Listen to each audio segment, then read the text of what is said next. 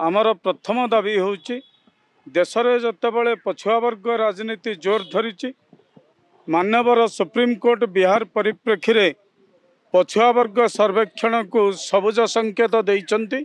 ओडिशा रे गत मे 1 तारिख रु जुलाई 10 तारिख भितर पछुआ वर्ग सर्वेक्षण होइथिले सुधा ओडिशा पछुआ वर्ग कमिशन अगस्त प्रथम सप्ताह रे राज्य सरकार को पछुआ वर्ग कमिशन रिपोर्ट प्रदान करथिले सुधा आज को 5 मास हो गला से सर्वेक्षण रिपोर्ट को राज्य सरकार पब्लिक डोमेन को आनी नाहंती बा प्रकाश करी नाहंती, जहा फल रे राज्यर 54 भाग पछुआ वर्ग सरकारी नियुक्ति एवं नामलेखा क्षेत्र में तांकर संवैधानिक अधिकार 27 भाग संरक्षण हरइबाकू जाउछंती। एहाकू नै मानवर राज्यपालंकर द्वारस्थ होउची आज समाजवादी पार्टी, कारण मानवर राज्यपाल होउचंती राज्यर सर्वोच्च संवैधानिक संस्था।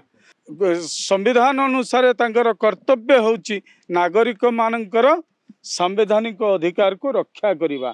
जेहेतु राज्यर 54 भाग पछुआ वर्गंकर संवैधानिक अधिकार आज क्षुण्ण हेबारे लागिची, तेणु आमर विनम्र प्रार्थना मानवर राज्यपाल पाखरे से ओबीसी मानकर संरक्षण दिगरे तुरंत पदक्षेप नवाई आमे दाबी करूछु। आम कथा आमे कहूछु, किंतु अन्य को दल कहब न कहब से आमर कि जायस नहीं।